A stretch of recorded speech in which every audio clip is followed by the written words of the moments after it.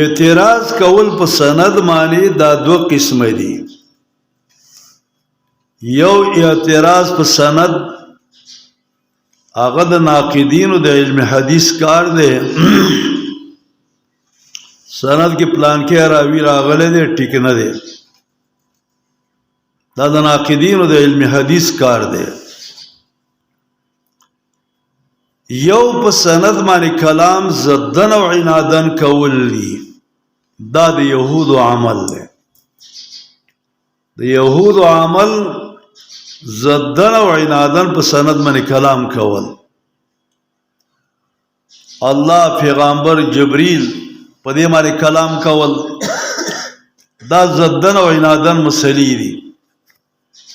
په صحابه باندې کلام کول، په تابعینو کې نیکان خلک په دې باندې کلام کول، دا د یهودو خوی دی چې دا د خلکو پیدا شوی دی. نو سند باندې کلام کول دا دو قسم دي. یو حال دی د علماء د علم حدیث، ناقدین د علم حدیث چې هغوی کلام کوي په دلیل سره. بلته دې راوي کې دا پلان کې نقصان دی. حتی کې کلام کول پر راوي باندې کلام مجهول دا معتبر نه دی. چې بس ته به وایي چې دا راوي ټیک نه دی، نه ته به وجه وې د دې راوي د نه ټیک کېدو دپاره کومه وجه ده؟ وجه به ښې.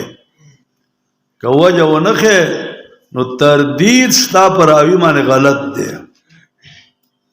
لہذا په سند باندې کلام کول یو د ناقدینو د علم حدیث کار دی چې هغوی په دلیل سره خبره کوي دا کا دا راوي کې دا نقصان دی، د دې نقصان د وجنه په دې کې ضعف دی. او یو د یهودو اعتراضونه پر راوي باندې دا زدن او عنادن دي. زدن او عنادن. بل طرف ته عزیزان وایي جی قرآن و سنت. قرآن و سنت کې څه راغلي به دغه شانه دي. مونږ یو دوسته ته چې وایې چې دا راوي ضعیف دی، دا حدیث ضعیف دی، دا منکر دی، دا شاذ دی، دا صحیح دی، دا قوي دی، دا حسن دی، لذاته دی، لغیره دی، دا اقوال د چا دي؟ دا چرته الله او رسول ویلي چې دا ضعیف دی؟ الله او رسول چې قوي دی؟ الله او رسول چې دا منکر دی؟ الله او رسول چې دا شاذ دی؟ نو که چرته ته چې کومه خبره کې چې جی پلان کی ویلی دی، پلان کی ویلی، پلان کی، دا پلان کې خو پیغمبر نه دی، دا پلان کې خو الله رب العزت نه دی. څه په دې ځای کې د عام خلکو خبره څنګه مانې؟ ته د یو عام مولا خبره څنګه مانې؟ نو چې په دې نقد د حدیث کې د عام مولا خبره مانې، نو د امام ابو حنیفه او د مالک او د شافعي او د احمد بن حنبل خبره ومنه. او کنه چیرته دغه نه مانی، نو په نقد د حدیث کې چې دا حدیث ضعیف دی یا قوي دی یا پلان پلان دا ذکر کې دا اقوال چا کړي؟ دا الله کړي دي، رسول کړي دي؟ نه نه، قرآن او حدیث د خپل زړګی دی. چې زړه کومه خبره منله هغه قرآن او حدیث دی،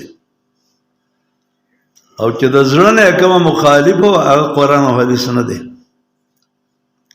دا خپل زړه، دا خپل سوچ، دا خپل ذهن دای معیار حق ګرځولی دی. که چېرته زما د ذهن سره روایت برابرو، روایت دی. که زما د ذهن سره برابر نه، دا سر روایت دی نه.